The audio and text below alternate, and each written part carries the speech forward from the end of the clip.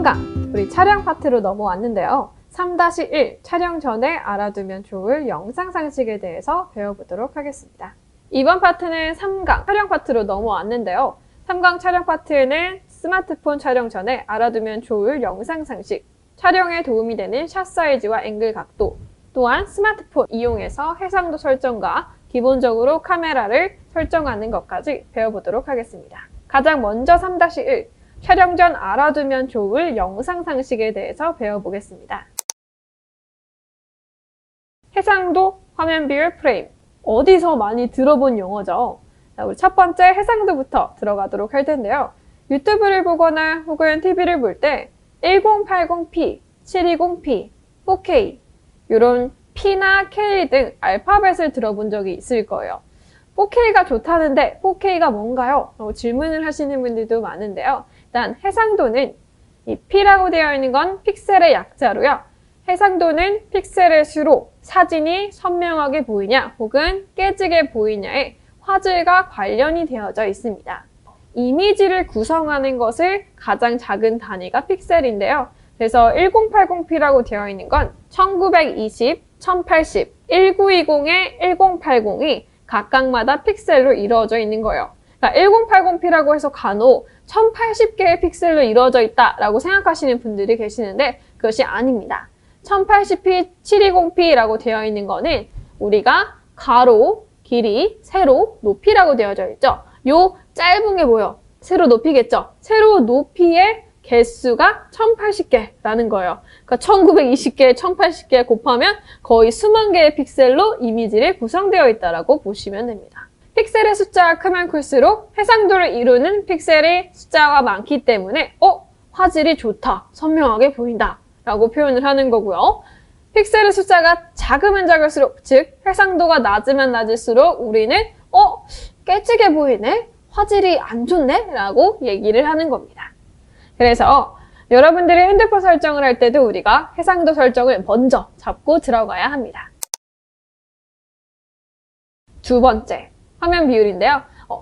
예전에 한 10년 전인가요? 어린이 상장 동영상을 찍는다고 4:3짜리 DV 비디오 캠 테이프를 사용한 적이 있을 거예요. 유튜브를 볼 때도 16:9, TV를 볼 때도 16:9, 스마트폰에 뭔가 영상을 담아있을 때도 16:9의 화면 비율을 많이 사용하고 있습니다.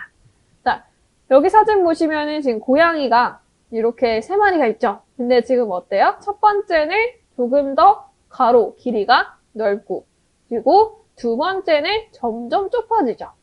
첫 번째 화면이 16:9인데요. 여러분들이 사진을 찍거나 영상을 찍을 때 일반적으로 많이 쓰이는 화면 비율이라고 보시면 됩니다. 자, 16:9는 이렇게요. 그래서 가끔씩 촬영하실 때 자꾸 이렇게 많이들 찍으시는데 이렇게 찍어주시는 게 좋습니다. 그 다음에 두 번째 1:1. 1:1의 경우에는 인스타그램에서 많이 쓰이는 비율이죠. 인스타그램으로 사용할 때는 1:1로 변경해 주시면 됩니다. 그 다음 세 번째는 핸드폰으로 보고 싶을 때 혹은 숏폼, 틱톡같이 숏폼에 올리고 싶을 때는 9:16을 많이 쓰고 있습니다. 그래서 내가 유튜브에 올리느냐, 인스타그램에 올리느냐, 틱톡에 올리느냐에 따라서 화면 비율을 다르게 촬영하고 설정해야 한다는 점 기억해 주시면 좋겠죠. 세 번째는 프레임입니다. 프레임을 하기 전에 제가 질문 하나 드릴게요. 영상과 사진의 차이가 뭘까요? 정말 단순하게 한번 생각해 봅시다. 영상은 어떻고 사진은 어떻죠?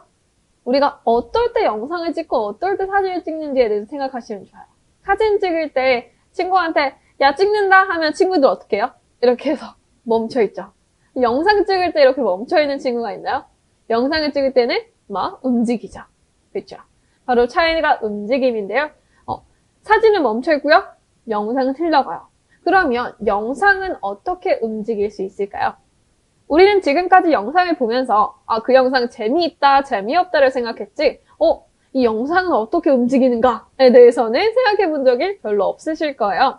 그래서 영상은 이미지의 연속성으로 구성되어 있습니다. 즉, 이미지가 수십 장, 수백 장이 모여서 움직임으로 우리가 움직이네? 영상이네? 라고 표현을 하는 거죠. 그렇기 때문에 그것을 기록하는 단위, 즉 프레임이라고 되어 있는 새로운 단위는 1초당 영상 속에 있는 이미지가 흘러가는 이미지의 장수라고 생각하시면 돼요. 조금 어렵죠? 조금 더 쉽게 설명해 드릴게요. 예를 들어서 우리가 달리기를 한다고 생각해 볼게요. 초등학교, 중학교 때 그 초시계 맞죠? 초시계를 가지고 달리기를 했을 때 뭐 10초 38 이런 식으로 뒤에 0. 몇 초를 보신 적이 있을 거예요. 0.1초, 0.2초가 영상에서는 1프레임, 2프레임이라는 새로운 단위라고 생각하시면 됩니다. 그래서 24장의 사진이 모여서 1초가 되는 그것을 24프레임, 원래는 23.976인데 반올림해서 24프레임, 29.97, 즉 30장의 사진이 모여서 1초가 되는 것을 30프레임이라고 부릅니다. 또 24, 25, 30, 60으로 이렇게 프레임이 구성되어 있는데 24프레임을 영화 드라마 촬영할 때 많이 촬영하고 많이 편집하는 단위고요. 스마트폰, 유튜브, 바이럴, TV에서 많이 쓰이는 프레임은 29.97인 30프레임입니다. 그래서 이 다음 차시 때 우리가 해상도 설정을 보면 안드로이드의 경우에는 숫자가 없는 경우가 있어. 그때는 30프레임이 내장되어 있다라고 생각하시면 됩니다. 자, 그러면 60프레임은 뭔가요? 자, 60은 30의 몇 배예요? 2배예요. 그러면 60프레임으로 찍은 게 더 영상이 부드러워 보일까요? 30프레임으로 찍었을 때가 더 부드러워 보일까요? 그렇죠. 60프레임이죠. 우리가 프레임이 사진이나 영상이 연속적으로 흘러가는 장수라고 했어요. 그렇기 때문에 뭐랑 관련이 있냐? 영상의 부드러움과 관련이 있습니다. 그래서 가끔씩 저한테 선생님, 4K 30프레임이 더 화질이 좋아요? 4K 60프레임이 더 화질이 좋아요? 라고 물어보시는 분들이 계세요. 그럼 제가 답을 어떻게 드릴까요? 화질은 똑같습니다. 라고 드리겠죠. 화질은 똑같지만 조금 더 부드러운 건 60프레임이겠죠. 그럼 60프레임이 무조건 좋은가요? 그것도 아니에요. 가끔씩 유튜브에서 선생님 60프레임이 좋다 그래서 저 60프레임으로 찍어왔는데 컴퓨터에 편집하려고 하니까 왜 이렇게 자꾸 버벅거릴까요? 하시는 분들이 굉장히 많은데 60프레임이 30프레임보다 부드럽다고 해서 무조건 좋은 건 아니에요. 자, 부드러움이 2배야. 그럼 뭐도 2배예요? 용량도 2배입니다. 그렇기 때문에 더 버벅거리고 더 무거울 수밖에 없어요. 어떻게 하면 좋냐? 실내 촬영. 저처럼 지금 저 움직이나요, 많이? 움직이지 않죠? 이렇게 실내 촬영하는 브이로그의 경우에는 30프레임으로 찍어주시는 게 가장 좋고요. 만약에 좀 액티비티하게 댄스 커버 하시거나 혹은 스포츠 활동을 하시는 분들의 경우 혹은 광고 촬영 때문에 조금 더 부드러워 보여야 된다 할 때는 60프레임으로 찍어주시는 게 좋습니다. 그렇기 때문에 여러분들이 어떤 장면을 촬영하냐에 따라서 프레임을 조절해 주시면 되니까 그것도 촬영 전에 미리 세팅해 주시면 됩니다. 이번 강의의 한 줄 요약인데요. 첫 번째, 해상도는 사진, 영상의 화질과 관련이 있다. 두 번째, 프레임은 영상의 연속성, 부드러움과 관련이 있다. 세 번째, 플랫폼에 따라 적합한 화면 비율은 달라지며 유튜브에서는 16:9의 화면 비율을 많이 사용한다. 자, 여기서 제가 한 가지 더 설명하고 들어가자면 해상도는 뭐다? 촬영할 때 결정됩니다. 요거 기억해 주시는 게 좋아요. 이게 무슨 말이야, 선생님? 촬영할 때 결정된다니? 한 가지 더. 해상도는 촬영할 때 결정된다고 했죠? 편집할 때 다운그레이드 할 수는 있으나 업그레이드 할 수는 없습니다. 여러분들의 해상도를 1080p로 했으면 촬영할 때도 1080p, 편집할 때도 1080p예요. 편집할 때 4K로 업그레이드 해주세요. 그것은 되지 않습니다. 그렇기 때문에 촬영할 때 꼭 해상도 설정 기억해 주세요. 다음 시간에는 화면 사이즈에 대한 샷 사이즈, 샷의 종류에 대해서 알아보는 시간을 갖도록 하겠습니다. 그러면 다음 강의에 만나요. 안녕! 이번 시간에는 3-2 화면 사이즈에 따른 샷의 종류를 알아보는 시간을 갖도록 하겠습니다. 가장 먼저 클로즈업 샷부터 들어가도록 하겠는데요. 자, 클로즈업. 지금 핸드폰이 보이죠? 그래서 주로 제품의 크기나 혹은 인물의 얼굴 전체를 보여주는 크기로요. 영화에서 우리가 한번 생각을 해볼게요. 자, 영화관에서 주인공의 얼굴만 엄청 크게 나왔어요. 자, 그럴 때 우리는 시선을 어디다가 둘 수밖에 없을까요? 그렇죠. 얼굴에 둘 수밖에 없겠죠. 그렇기 때문에 인물과 감정이입을 가장 잘할 수 있는 샷이라고 볼 수 있습니다. 드라마에서 남자 주인공 혹은 여자 주인공이 울거나 웃거나 감정 표현을 하는 샷을 봤을 땐 우리도 저절로 슬퍼 혹은 기뻐 재밌다 이런 식으로 감정이 어떻게 돼요? 동화되기가 쉽죠. 그래서 인물의 표정 변화나 감정 변화를 표현할 때는 클로즈업 샷을 많이들 활용합니다. 그러면 유튜브 영상에서는 어떻게 활용할 수 있을까요? 제품 인서트. 언박싱 영상이라고 생각해 볼게요. 언박싱이라는 거는 이제 제품을 상자에서부터 이제 개봉을 하나씩 해서 설명해 주는 것을 언박싱 영상이라고 하는데요. 그래서 상자가 왔어요. 그래서 설명을 할 때 짜잔! 이번 시간에는 제가 이번에 짐볼 스틱을 샀는데요. 짐볼 스틱 한번 개봉해 보도록 하겠습니다. 하는데 멀리서 찍으면 보일까요? 보이지 않죠. 그럴 때는 제품을 조금 더 클로즈업 샷을 해주셔야만 이 제품에 대해서 리뷰를 하는구나 라고 시청자가 조금 더 잘 볼 수가 있겠죠. 그래서 정보성이 조금 강한 영상의 경우에는 해당 정보를 보여주고 싶은 제품의 인서트가 꼭 들어가야 합니다. 두 번째는 바스트샷인데요. 바스트샷은 어떻게 보면 인터뷰 영상이나 영화, 즉 영상에서의 가장 기본이 되는 샷이라고 볼 수가 있습니다. 어디까지 보여요? 네, 인물의 가슴 윗부분까지 보이죠. 바스트샷이 왜 영상에서 가장 기본이 되는 샷으로 불릴 수가 있었을까요? 한번 상상해 볼까요? 저희가 상상을 어떻게 하냐? 책상 생각해 볼게요. 어떤 미팅룸에 가거나 카페에 가거나 혹은 여러분들이 지금 사무실이라면 사무실에서 한번 보도록 합시다. 맞은편에 앉은 사람이 어디까지 보여요? 회의를 하거나 미팅을 할 때 그 사람의 전체적인 머리부터 발끝까지 다 보이나요? 아니죠. 상반신까지 보이게 되죠. 그래서 바스트샷은 실제로 우리가 누군가를 만나고 대화를 하고 얘기를 나눌 때 보이는 시선 처리가 가능한 샷입니다. 그래서 얼굴에 집중해서 그 사람과 아이 컨택을 하고 그 사람의 말을 경청을 하면서 또한 손동작까지 볼 수 있는 샷이 바스트샷이기 때문에 영상에서는 기본이 되는 샷이다 라고 분류가 되고 있어요. 그래서 인터뷰 영상들 찍을 때 어떻게 사이즈를 둬야 될지 잘 모르겠어요. 그러면 바스트샷으로 드시면 됩니다. 그래서 인터뷰 영상 할 때 하나의 더 팁은 우리가 인사를 한다거나 핵심 문장을 말할 때는 정면으로 이렇게 마주하는 게 좋습니다. 자, 제가 이렇게 측면에서 안녕하세요. 영상 코치 김수진입니다. 라고 했을 때 여러분들 제 시선 보이나요? 제 말 잘 눈에 들어오나요? 어디서 지금 보고 얘기를 하는 거지? 생각이 들 수가 있겠죠. 여러분도 마찬가지예요. 이거 얘기하는 이유는 실제로 이제 유튜브 영상 과제를 줬을 때 제 수강생분이 정면이 아니라 이렇게 정측면으로 다 찍어 오시는 분도 계셨어요. 물어보면 선생님 저는 오른쪽 얼굴에 좀 자신이 있어가지고 웬만하면 정면이 너무 좀 안 좋게 나와요 하는 경우가 많은데 그래도 정측면, 정면 둘 다 찍어주시는 게 좋습니다. 우리가 인터뷰 영상을 왜 만드는지 이유를 생각해보면 훨씬 더 잘 와닿을 수가 있겠죠? 인터뷰 영상을 시청자가 보는 이유는 뭐예요? 그 안에 있는 인터뷰를 하는 인터뷰이가 어떤 말을 하는지 궁금하고 어떤 대화를 나누는지 그 사람과 내가 간접적으로 이야기를 하고 싶기 때문에 인터뷰 영상을 보는 거예요. 그렇기 때문에 인터뷰가 다른 정면이 아니라 측면이나 정측면으로 얘기를 한다? 눈에 잘 들어오지 않겠죠? 그래서 인터뷰 영상 할 때는 다양한 각도로 찍어주되 핵심 문장을 말할 때는 이렇게 시선 처리가 가능하도록 정면이 좋습니다. 그 다음에 이제 미들샷인데요. 자, 미디움샷 어디까지 보이나요?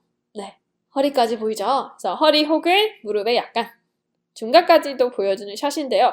요거는 광고에서도 미들샷을 많이 찍어요. 전체적인 샷 사이즈를 세 가지로 나누자면 풀샷, 클로즈샷, 그 다음에 미디움샷이에요. 얼굴까지, 그 다음에 중간, 그 다음 머리부터 발끝까지 샷. 그렇기 때문에 미디움샷은 가장 중간이 되는 사이즈라고도 볼 수가 있습니다. 바스트샷이 뭐라고 했어요? 기본 되는 샷이라고 했죠. 근데 바스트샷의 경우에는 인터뷰 영상에 저 혼자 나올 때 많이 쓰는 게 좋고요. 만약에 두 사람이 나왔어요? 그러면 바스트샷 자체가 어때요? 영상에서 10가지 나오기 때문에 꽉 차잖아요. 두 사람이 나오면 그냥 영상이 다 차요. 그렇기 때문에 사람 수에 따라서도 샷 사이즈를 조금 더 넓게 찍어주시는 게 좋습니다. 제가 바스트 샷이 기본이 되는 샷이라고 했을 때, 그러니까 수강생분들은 무조건 바스트 샷으로 찍어야 돼 라고 생각을 할 수도 있는데 전혀 그렇지 않아요. 만약에 2명이 나와요? 그러면 미디움 샷을 기본 샷으로 두고 찍어주시면 됩니다. 그 다음에는 이제 니샷인데요. 니샷은 어디까지 나오나요? 제가 일어섰을 때랑 앉았을 때랑 조금 차이가 달라졌죠. 니샷은 무릎의 윗부분까지 보여주는 크기로요. 주로 일어서 있을 때 많이 촬영을 합니다. 뉴스를 생각해 볼까요? 안녕하세요. 저는 지금 어디 가게 앞에 나와 있는 기자 김수진입니다. 이렇게 설명을 할 때 어디까지 나와요? 미디움 샷도 있지만 주로 니샷도 많았죠. 그래서 니샷의 경우에는 서 있는 영상을 찍을 때 머리부터 발끝까지 담을 수가 없으니까 주로 니샷까지 처리하는 경우가 많고요. 또 만약에 인터뷰 영상을 했을 때는 2명이 아니라 3명, 4명, 여러 명이 한꺼번에 나오는 토크쇼다. 그럴 때는 미디움으로 하면 다 꽉 차잖아요. 어떻게 해줘야 돼요? 니샷으로 샷 사이즈를 넓게 해주시면 됩니다. 자, 다음은 풀샷인데요. 풀샷이랑 롱샷은 좀 헷갈려 하시는 분들이 많아요. 그래서 물론 풀샷은 여기까지고 롱샷은 여기까지다 라는 개념이 정확한 샷 사이즈의 개념은 없어요. 다만 어디에 포커스를 두느냐에 따라서 풀샷과 롱샷의 기준이 나눠집니다. 풀샷의 경우에는 인물의 전신을 보여주는 크기로요. 머리부터 발끝까지 다 나오죠. 플러스 배경까지도 다 나옵니다. 선생님, 롱샷도 머리부터 발끝까지 다 나오고 배경도 다 나오는데요? 그럼 풀샷과 롱샷을 한번 비교해 볼게요. 차이가 있냐면요. 풀샷의 경우에는 배경도 나오고 인물도 나오지만 인물의 중심적인 거예요. 제가 만약에 풀샷에서 말을 하고 있어요. 그럴 땐 롱샷이 아니라 풀샷으로 찍어줘야 되는 거고요. 인물보다는 인물도 배경의 한 일부분으로 보였으면 좋겠어. 배경 중심, 풍경 중심이야. 그럴 때는 롱샷으로 촬영해 주시면 됩니다. 롱샷과 풀샷은 느낌이 많이 다르기 때문에 꼭 기억해 주시는 게 좋습니다. 이번 강의의 한 줄 요약입니다. 첫 번째, 피사체가 동일해도 어떤 샷으로 찍는지에 따라서 느낌이 달라집니다. 두 번째, 바스트 샷은 영상에서 일반적으로 많이 쓰이는 샷으로 인터뷰나 1인 단독 영상에서 촬영하면 좋습니다. 세 번째, 인물과 배경을 전부 보여주고 싶을 때는 풀샷을, 배경 중심으로 보여주고 싶을 때는 롱샷으로 촬영해 주시면 됩니다. 그래서 오늘 배운 샷 사이즈를 이해를 하고요. 내가 스토리보드 적은 거 있죠? 스토리보드에 이제는 샷 사이즈를 추가해서 적어보도록 할게요. 그래서 한 가지 당부해드리고 싶은 것은 제가 샷 사이즈에 대해서 설명해 드렸다고 해서 샷 사이즈에 얽매이실 필요는 없습니다. 내가 바스트로 놨는데 나는 이 느낌이 별로야. 그러면 미디움으로 변경하셔도 상관이 없어요. 제가 설명해 드리는 거는 어떻게 어떤 각도로 찍어야 될지 모르는 분들을 위해서 어떤 사이즈가 있는지를 설명해 드린 거기 때문에 그 중에서 나에게 맞는, 즉 내 연출에 맞는 샷 사이즈를 선택해 주시는 게 좋습니다. 이번 강의에서는 샷 사이즈에 따른 화면 종류에 대해서 알아봤는데요. 다음 시간에는 촬영 전에 알아두면 좋을 장면 구도와 그리고 헤드룸, 노이즈룸까지 같이 배워보도록 하겠습니다. 그럼 다음 강의에서 만나요. 안녕! 이번 강의는 3-3 촬영 전에 알아두면 좋을 촬영 구도, 촬영 각도에 대해서 한번 배워보도록 하겠습니다. 첫 번째는 하이앵글, 부감샷이라고도 부르는데요. 그래서 하이앵글의 경우에는 피사체를 높은 곳에서 아래로 향하도록 각도를 조절을 하는 샷입니다. 그래서 어떻게 보면 위에서 아래로 내려다보는 샷이기 때문에 거기에 있는 인물이 약간 위축되거나 작아 보이는 효과가 있습니다. 앵글 각도를 하이앵글로 찍었는데요. 어디가 보여요? 여기 위에서 보이는 샷을 볼 수가 있겠죠. 그래서 하이앵글의 경우에는 우리가 셀카 각도라고도 생각하시면 좋을 것 같아요. 저희가 셀카를 찍을 때 어떻게 찍어요? 이렇게 위에서 아래로 찍죠. 왜요? 얼굴이 갸름해 보이니까. 밑에서 찍기보다는 위에서 찍는 게 내 안에 있는 피사체가 조금 더 작아 보이는 효과를 줄 수가 있습니다.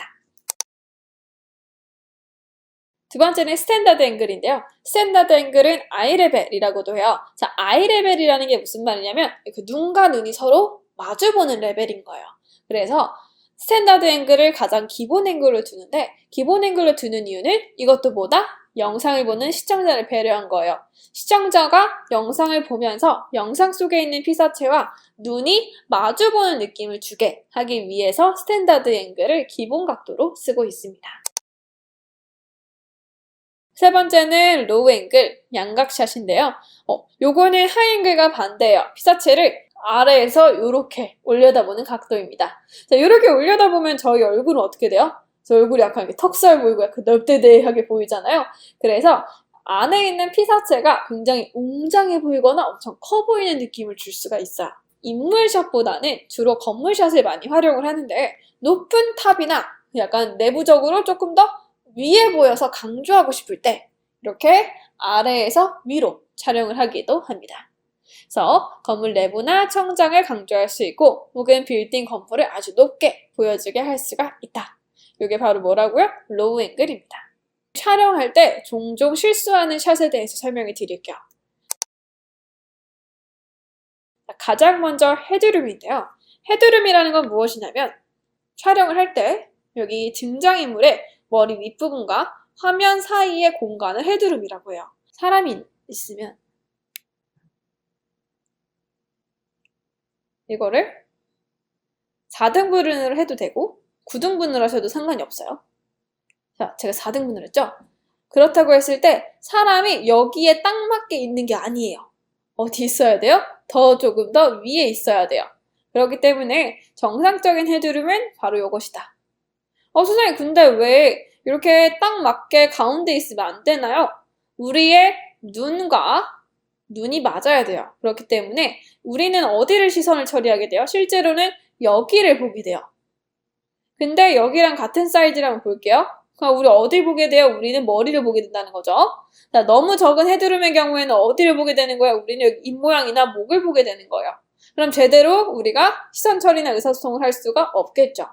그렇기 때문에 헤드룸의 경우에는 여러분들이 좀 어렵다 그러면 손을 이용하세요. 그래서 손을 이렇게 주먹을 져서 위에 두거나 혹은 손바닥을 이용해서 두시는 게 좋습니다. 너무 여분이 없다 그러시는 분들은 그냥 이렇게 손바닥을 이렇게 주먹 쥐고 그 안까지, 그러니까 최소한 이 공간까지는 확보를 해주시는 게 좋습니다. 전체적으로 안정적인 구도를 줄 수가 있겠죠. 이게 이제 루킹룸이라고도 하는데요. 우리가 시선을 어디로 보느냐에 따라서 그만큼 공간을 띄워줘야 돼요. 그래서 예를 들어서 지금 노즈룸을 보면 첫 번째랑 두 번째가 이렇게 되어 있죠. 내가 지금 시선을 어디를 보고 있어요? 지금 왼쪽을 보고 있잖아요. 그러니까 제가 왼쪽을 이렇게 보고 있으면 여기에 여백이 많이 남아야 된다는 뜻이에요. 이렇게 왼쪽을 보고 있는데 왼쪽에 샷이 여기까지만 지금 프레임이 잘렸어요. 그러면 뭔가 시선을 차단시키는 역할을 하기 때문에 사람들 입장에서는 뭐야? 여기 왜 안 보여? 얘 지금 뭘 보고 있는 거지? 라고 생각을 하게 됩니다. 이게 시나리오랑 스토리가 있을 때는 이게 뭔가 단절된 느낌을 주기 때문에 뭐 주인공을 고립시킨다던가 이런 식으로 역할은 부여를 할 수가 있지만 우리가 기본적으로 인터뷰 영상이나 유튜브 영상이나 토크 영상의 경우에는 뭐 단절시킬 거예요? 아니잖아요. 그렇기 때문에 시선에 따른 뭘 차지해라? 여백의 공간을 이렇게 띄워주셔야 합니다. 이거 은근 잘 못하시는 분들 계시는데 꼭 기억해 주시는 게 좋습니다. 이거를 노즈룸 혹은 아이룸이라고 합니다. 이번 강의의 한 줄 요약입니다. 첫 번째, 앵글은 하이 앵글, 스탠다드 앵글, 로우 앵글로 분류할 수 있다. 두 번째, 하이 앵글은 인물이 위축되거나 얼굴이 갸름해 보이는 효과를 줄 수 있다. 세 번째, 스탠다드 앵글은 표준 앵글로 많이 활용이 된다. 네 번째, 로우 앵글은 아래에서 위로 보는 거였죠? 피사체를 커 보이거나 혹은 웅장한 느낌을 줄 수 있다. 촬영 전 앵글 각도 정하기. 저희 아까 촬영 전에 샷 사이즈 정했죠? 이번에는 앵글 각도까지 정해주시는 게 좋습니다. 기본적으로 선생님 저는 그냥 1인 이렇게 인터뷰하는 영상이에요. 그러면 그냥 제 영상을 보고 저처럼 앵글 각도를 만들어주시면 돼요.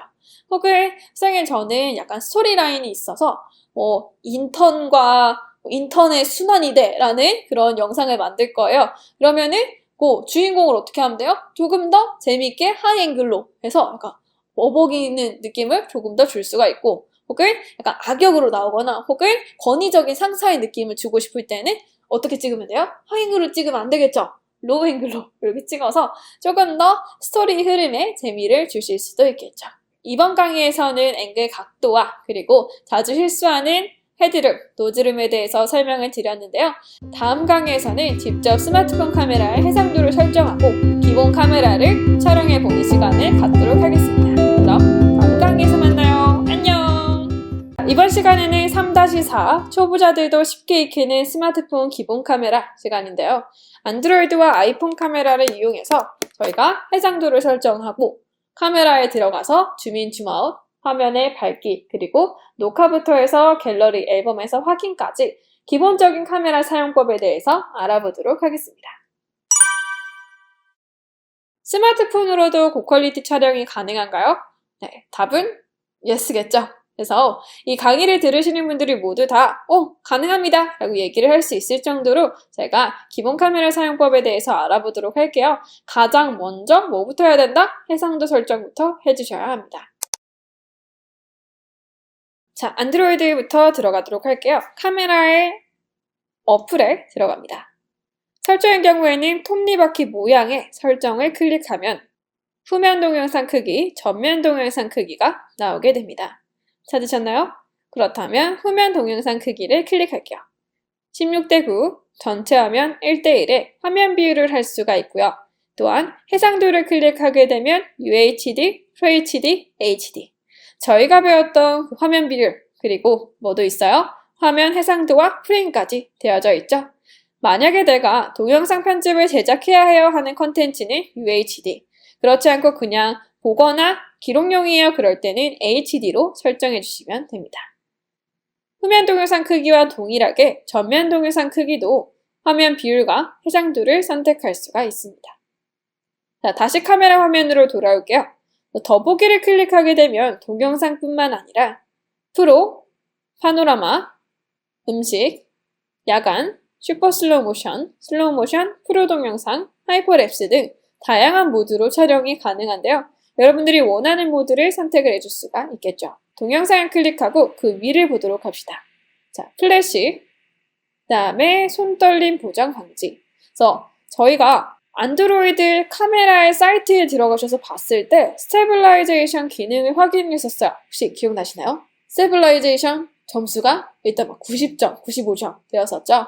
손떨림 기능 보정이 새로 추가가 되었기 때문입니다. 손떨림 보정을 클릭하게 되면 UHD로 촬영은 어렵지만 HD인 상태에서 짐벌이나 스마트폰의 보조도구 없이도 우리가 손떨림 없이 촬영을 할 수가 있습니다. 그 다음으로는 화면 비율 9:16, 1:1 풀사이즈로 선택을 할 수도 있는데요. 풀사이즈의 경우에는 핸드폰 기종마다 길이가 달라지기 때문에 가급적이면 16:9로 해주시는 걸 추천합니다. 맨 오른쪽에 있는 거는 동영상을 촬영을 하면서 3D 펜이나 그림 브러쉬 같이 그림을 그릴 수 있는 기능인데요. 그러니까 3D 이모지 기능이랑도 비슷하다고 볼 수가 있겠죠. 자, 그 다음에 줌인 줌아웃을 한번 해볼게요. 클릭하게 되면은 나무 모양 되어 있는 거 보이죠? 0.5, 1.0, 2.0. 그래서 광각 카메라랑 망원 카메라를 이용해서 우리가 더 멀리도 볼 수가 있고 혹은 더 가까이도 줌인을 할 수가 있습니다. 또한 클릭한 상태에서 두 손가락을 이용해서 더 당기거나 더 줄여주게 되면은 훨씬 더 세밀하게 줌인 줌아웃까지 할 수가 있습니다. 밝기도 마찬가지인데요. 클릭한 상태에서 동그라미를 가지고 오른쪽으로 플러스를 향하면 향할수록 밝아지고요. 왼쪽으로 향하면 향할수록 마이너스로 조절할 수도 있습니다. 플러스 밝게, 마이너스 어둡게. 동영상 녹화를 해보도록 할게요. 빨간색 슬라이드를 클릭하시게 되면 동영상이 녹화가 되고요. 일시정지, 정지에서 정지 버튼을 누르면 갤러리로 보관이 됩니다. 갤러리를 클릭하게 되면 내가 찍은 동영상을 확인할 수가 있고요. 상세 정보란을 통해서 해상도, 러닝타임, 즉 얼마큼 찍었는지 길이까지도 확인할 수가 있습니다. 자, 다음은 아이폰인데요. 아이폰을 한번 보도록 합시다. 아이폰의 경우에는 카메라 어플로 들어가는 게 아니라요. 그 전에 설정 어플부터 들어가도록 합시다. 설정에 들어가면 카메라라고 되어 있는 게 있을 거예요. 자, 카메라 클릭합니다. 비디오 녹화라고 되어 있는 거 보이시죠? 비디오 녹화를 클릭해보면 해상도와 화면 비율을 정해줄 수가 있습니다. 비디오 녹화를 클릭하게 되면 4K 1080p, 720p, 해상도와 30프레임, 60프레임, 24프레임, 프레임까지도 선택할 수가 있습니다. 아이폰의 경우에는 비디오 1분의 대략적인 크기까지도 정해져 있고요. 또한 기본 설정, 부드러운 영상, 필름 스타일 등 잘 몰랐던 분들도 이해하기 편하게 짧은 단어로 쉽게 적혀져 있습니다. 이것도 마찬가지로 내가 영상을 제작해야 되면 4K, 혹은 그냥 기록하고 싶을 때는 낮은 화질로 설정할 수가 있겠죠. 설정이 다 됐으면 그 다음에 카메라 어플을 들어갑니다. 아이폰도 마찬가지로 타임랩스, 슬로우 모션, 비디오, 인물 사진, 다양한 모드로도 우리가 설정을 할 수가 있는데요. 파노라마를 통해서 더 멀리도 찍을 수가 있겠죠. 비디오로 돌아갑니다. 클릭하고 줌인 줌아웃을 한번 해볼게요. 1.0이라고 되어 있는 거 있죠. 1x. 그걸 클릭하면 0.5배, 1배. 자동으로 줌인 줌아웃을 설정할 수 있고, 이것도 마찬가지로 두 손가락을 이용해서 더욱더 세밀하게 줌인 줌아웃까지 해주실 수가 있겠죠. 밝기도 해볼게요. 클릭하게 되면 태양 모양이 보이죠? 해 모양을 클릭한 상태에서 위로 잡고 올리면 플러스 밝아지고 밑으로 잡고 내리면 마이너스로 어둡게 됩니다. 안드로이드는 밝기가 왼쪽 오른쪽이라면 아이폰은 위아래라고 생각해 주시면 됩니다. 빨간 동그라미를 클릭해서 녹화를 진행해 줄 수가 있고요. 자, 아이폰도 마찬가지로 녹화를 끄고 싶을 때는 정지 버튼 누를 수가 있겠죠. 정지 버튼을 누르면 어디로 들어가요? 네, 앨범으로 들어가게 됩니다. 그래서 왼쪽 하단을 클릭하면 앨범이 나오고요. 그래서 앨범에 있는 영상, 사진을 통해서 우리가 공유를 하거나 편집을 하거나 삭제까지도 할 수가 있겠죠. 편집으로 화질을 좋게 할 수 있나요? 지난 차시 때 해상도 때 제가 설명해 드린 거 혹시 기억나나요? 해상도는 촬영할 때 결정된다. 그래서 편집으로 해상도 크기를 키울 수는 없습니다. 물론 영화 옛날에 상영했던 거를 리마스터링으로 다시 더 좋은 화질로 복구를 할 수 있지만 그거는 복원 작업이지 실제로 해상도를 좋게 바로 만들 수는 없어요. 그래서 여러분들이 더 좋아 보이도록 색 필터를 넣고 자막을 넣고 확대를 하는 등 보정을 하는 것뿐입니다. 그럼 어떻게 해야 돼요? 여러분들이 촬영을 할 때 단순히 핸드폰의 보관용이냐 혹은 컨텐츠를 제작하는 제작용이냐에 따라서 해상도 설정을 정해주시면 되겠죠. 이번 강의의 한 줄 요약. 첫 번째, 해상도는 핸드폰 카메라에 설정해서 조절할 수 있다. 두 번째, 해상도는 촬영할 때 정해지기 때문에 편집을 해야 하는 영상의 경우에는 가능한 좋은 화질로 설정하는 게 좋다. 핸드폰 카메라의 화질 설정하기. 아까 우리가 봤죠? 안드로이드냐 아이폰용이냐 자신의 스마트폰을 선택해서요. 자신의 스마트폰의 카메라 해상도를 변경해 봅시다. 이번 시간에서는 카메라의 기본적인 것을 배웠다면 다음 시간에는 스마트폰의 촬영을 도와줄 보조도구에 대해서 설명해 드리도록 하겠습니다. 그럼 다음 강의에서 만나요. 안녕! 3-5 스마트폰 촬영 보조도구 및 기타 촬영 장비에 대해서 설명해 드리겠습니다. 일단은 스마트폰을 먼저 보도록 할게요. 사실 스마트폰으로 그냥 들고 촬영하시는 분들이 많지만 많은 분들이 간과해 하시는 사실, 핸드폰으로 찍고 나서 핸드폰으로 보면 사실 잘 안 흔들려 보여요. 하지만 핸드폰으로 찍은 걸 커다란 TV나 빔 프로젝트에 샀을 때는 엄청나게 손떨림 현상을 볼 수가 있습니다. 그렇기 때문에 스마트폰 촬영을 조금 더 고퀄리티로 보기 위해서는 여러 가지의 보조도구가 필요한데요. 일단 가장 먼저 셀카봉부터 보도록 할게요. 셀카봉 몇 년 전에 한창 열풍이었었죠. 이 친구는 사진을 찍을 때 적합하지 영상을 찍을 때는 사실 적합하진 않습니다. 영상을 찍으려고 움직이면 같이 흔들려요. 그렇기 때문에 셀카봉은 진짜 말 그대로 사진을 찍을 때 적합하다라는 거. 영상을 찍을 때는 정적인 상태에서 찍을 때, 움직이면서 찍을 때의 보조도구가 달라지는데요. 일단 정적일 때는 바로 요 삼각대가 필요합니다. 제가 강의 중에 가장 기억에 남는 이제 중학교 친구가 있는데 선생님 저 삼각대 필요 없어요 하시고 당차게 얘기했던 친구가 있어요. 책들 사이에 막 이렇게 대고 이런 식으로 막 세우더라고요. 이렇게 하면은 삼각대가 굳이 필요 없는데 굳이 삼각대를 쓰는 이유가 있나요? 자, 삼각대는 이렇게 공중에 떠 있습니다.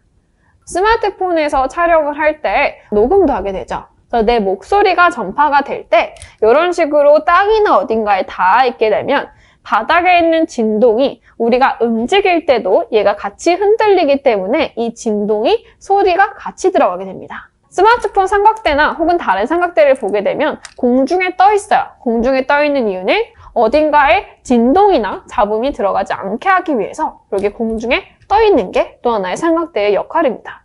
그리고 스마트폰 삼각대의 경우에는 이렇게 거치대가 있어요. 이렇게 세팅을 해주셔야 되고요.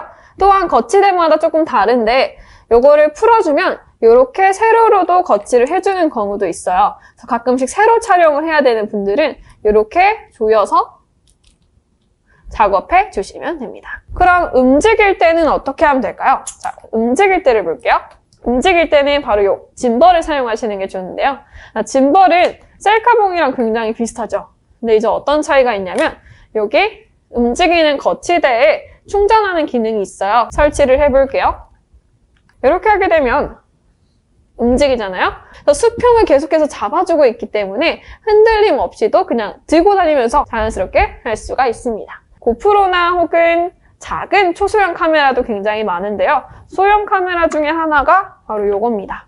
굉장히 조그맣죠? 포켓에 들어갈 수 있는 정도의 크기라고 해서 이제 포켓이라고 하는데 여기 버튼도 그냥 굉장히 단순하게 되어져 있어요. 고프로나 이런 소형 카메라, 액션캠이라고 하죠. 소형 카메라를 이용하고 싶을 때도 스마트폰 말고도 같이 들고 다니면서 촬영을 해주시면 좋습니다. 자, 또 다른 보조 도구로는 바로 핀 마이크가 있는데요. 스마트폰 카메라로 녹음까지 같이 하시는 분들이 있어요. 카메라에 보면은 이제 이어폰을 꽂는 도구가 있죠. 그냥 스마트폰이랑 바로 꽂을 수 있는 핀 마이크가 있어요. 핀 마이크를 녹음기에 꽂아도 되지만 바로 다이렉트로 핸드폰에 꽂는 경우도 있습니다. 그렇게 되면 어떻게 돼요? 조금 더 깔끔하게 소리 녹음을 할 수가 있겠죠. 그래서 녹음기를 사시는 거에 약간 경제적으로 조금 부담이 된다 하시는 분은 스마트폰이랑 꽂을 수 있는 핀 마이크도 구매하시는 걸 추천해 드립니다. 스마트폰 보조도구와 그리고 스마트폰과 함께하면 좋은 카메라에 대해서 설명해 드렸는데요. 그 밖에 또 보조도구는 뭐가 있는지 알아보도록 하겠습니다. 자, 이번에는 스마트폰 렌즈인데요. 우리가 스마트폰의 해상도는 점점 좋아지는데 다양한 렌즈 형태를 찍기 어려운 경우도 있어요. 그래서 요즘은 광각 카메라랑 초광각 카메라, 망원 카메라가 더 다양하게 나왔지만 혹시 더욱 더 퀄리티 높게 하고 싶은 경우에는 스마트폰 렌즈를 이용하시면 좋습니다. 그래서 후면 카메라랑 정면 카메라에 집게를 찝듯이 이 렌즈에 맞춰서 클립을 끼우게 되면 마치 카메라 본체에 렌즈를 장착한 것 같은 효과를 줄 수가 있습니다. 자, 그 다음에는 관절 삼각대인데요. 저희 아까 삼각대를 봤을 때는 삼각대가 어때요? 3개의 봉으로 그냥 고정되어 있었죠. 그래서 요리 영상을 하거나 혹은 요즘은 DIY라고 해서 워낙 오프라인 클래스에서도 온라인 클래스로 넘어가려고 VOD를 배우시는 분들이 많으세요. 뭐 손바느질을 한다던가 그림을 그려야 되는데 그냥 삼각대를 설치하게 되면 잘 안 보일 수가 있겠죠. 혹은 내가 뭔가 하는 것을 보여줘야 되는데 그렇다고 가까이 될 수는 없잖아요. 그럴 때는 구부릴 수 있는 관절 삼각대를 사용하시는 것이 좋습니다. 물론 내가 이렇게 들고 쓰는 삼각대도 있기는 하지만 좀 불편하실 거예요. 그래서 자유자재로 구부러지는 것도 쓰시면 좋다라는 거. 그 다음에 스마트폰 핀 마이크도 알려드렸었죠. 그래서 인터뷰 영상을 할 때는 핀 마이크도 활용해 주시는 게 좋습니다. 이번 강의의 한 줄 요약입니다. 첫 번째, 인물이 앉아있는 영상을 촬영할 때는 삼각대를 쓰는 게 좋다. 두 번째, 인물이 직접 카메라를 들고 움직이는 영상을 촬영할 때는 짐벌을 쓰는 게 좋다. 세 번째, 보조도구를 이용하면 영상의 퀄리티를 높일 수가 있다. 이번 시간에는 스마트폰 보조도구 및 기타 촬영 장비에 대해서 설명해 드렸는데요. 다음 시간부터는 드디어 편집에 들어갑니다. 자, 여러분들 편집을 하기 위해선 뭐가 필요하죠? 실습 자료 혹은 여러분들이 찍은 영상을 준비해 주시는 게 좋습니다.